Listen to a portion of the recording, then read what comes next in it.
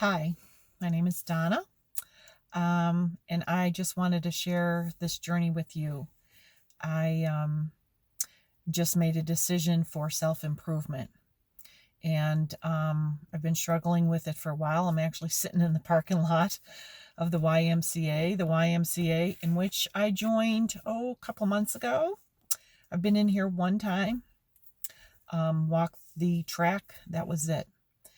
Um, I've just been struggling. I'm going to be 62, and so I'm right in the middle of menopause, and I hate it. Um, I hate it for a lot of reasons, but most of us hate it for the weight gain, and of course that's certainly me. Um, I've been in this menopause journey for a while, a couple of years now, and I just don't like what I'm seeing in the mirror. And although I've told myself over and over, I'm going to start exercising, I'm going to start walking, I'm going to go to the gym, I'm going to do this, I haven't. In searching for the answer to why I haven't, what I've discovered is social media has robbed me of a lot of things, my time being the one thing that for me is the most important. Time is our most valuable commodity. Everyone gets the same 24 hours. Everybody. It does not matter who you are, how rich, how poor, nothing. We all get the same amount of time, and I have not been happy with myself in the way that I have been using my time. I sort of look at my time like a checkbook, and I have 24 hours. I start my day off every day with that 24 hours, and I deduct 5 or 6 hours, whatever it is, 7 hours for sleeping, 8 hours for working, 2 hours for commuting, and come down. And there's always time left over. And yet I find myself speaking out loud that, oh, I wish I had time to do this or I had time to do that. I have the time. I've made a choice what to do with my time. And that's been to see what the latest news is on COVID, or who's doing what on Facebook, or look at the latest craft, or whatever it is. And I have sidetracked and sabotaged my own well being, my health, mentally and physically, with social media. And I made a decision, I'm going to change it, because I'm the only one that can do that. I'm the only one that can make that decision and make that choice. And I shared that choice with my husband last night, and he agreed that he felt like social media was robbing me of a lot of things.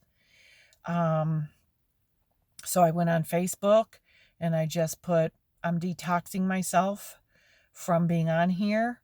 The other thing that I've noticed I have not been happy about is my lack of time I spend with God.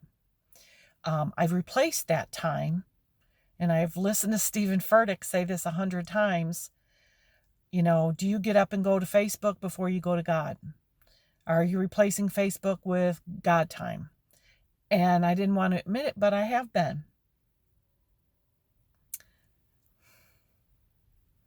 I have replaced the most precious and important thing to me with social media, and I want to fix it, and I want to change it. I don't want that to come before my relationship with God. And so that's part of this journey as well.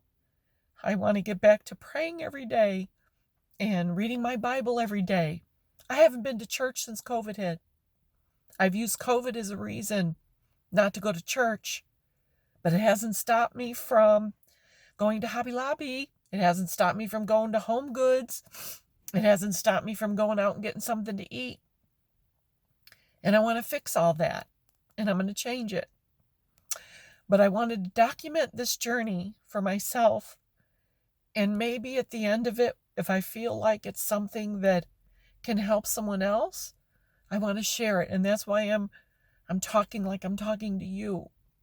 Because if you've been on this same journey with COVID and menopause and life, my children are all up and grown. I have no excuses. I don't have any excuses not to be the best me that I can be for my children and for my husband and for my grandchildren and for my friends, but most importantly, to be the best me I can be for God.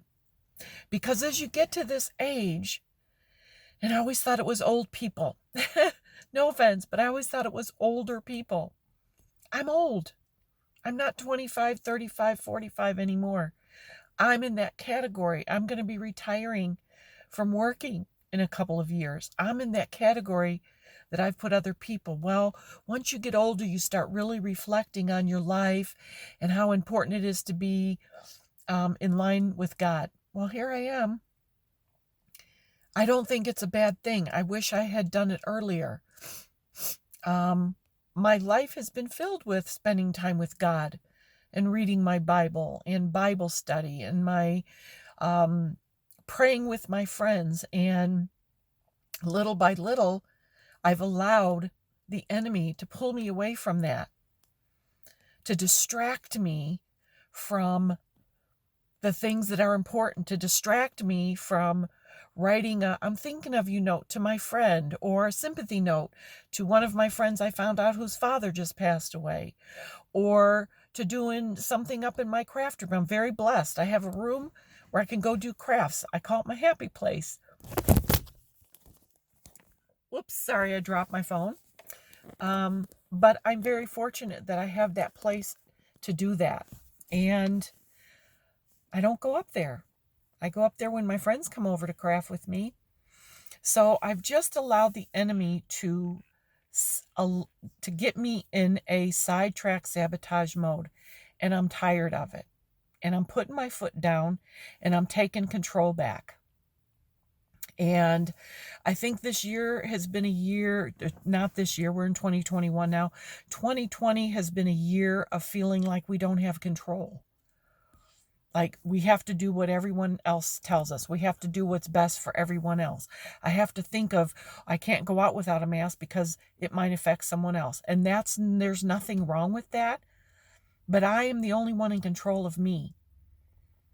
And I have let so many other things take that control from me. So I look a horrid mess.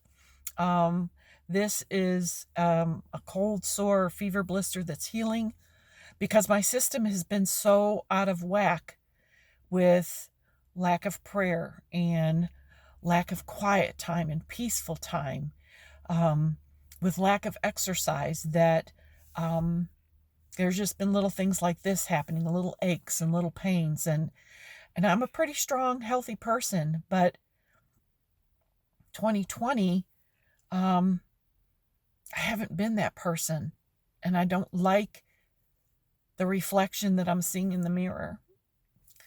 And this is not going to be easy because I'm very established into this devilish routine of getting up in the morning and having my coffee and looking at Facebook and looking at my mail and looking to see what new craft is out there, who's done what, or looking at the news. Okay, what's going on with so-and-so? How's J-Lo dressing today? What's going on with Gwen Stefani and Blake Shelton? And just allow myself to be off in these rabbit holes of social media. And I don't want that anymore. I want to be the friend that my friends deserve. I want to go back to being the friend that my husband can count on and my children can count on for prayers. And when I say I'll pray for you, that I'm really going to do it. And so I just share this because I'm quite certain I'm not the only one like this and having this struggle with trying to come out of COVID, trying to start a new year, perhaps being in this stage in your life where your kids are gone and now you're in menopause. And I'm 43 pounds heavier. I weighed this much 9 months pregnant with my first child. I weighed 179.2 pounds this morning. Not a happy girl. I'm usually at 135, 140, and that's slender. I'm 5'7", so that's a slender me. But girl, I can take anything off the racks in the store and put it on and it fits. And I don't have to suck in my tummy, and I don't have to wear long shirts to cover my big butt, and I don't have to cover myself up. And I miss that. So I'm going to get back to it.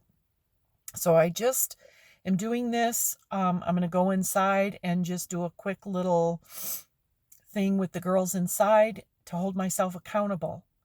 I want to plan to come to the gym every day because I know one day or 2 days during the week, something will get in the way. If I don't make it to the gym, I will encourage myself to go for at least a 30-minute or 45-minute walk. I've struggled with that because over the summer, I fractured my foot in 5 places, and so I've used that as an excuse not to get out and walk. I don't have to power walk, but I can get this body moving. So I say all that just to share with you my journey and to document where I am now, in hopes that the mid-April, end of April, when I finish this journey of this particular goal and have established new processes and new habits for myself, that will just be the momentum I have in place. And I just want to see the progress along the way. So, Donna, go in there, go exercise.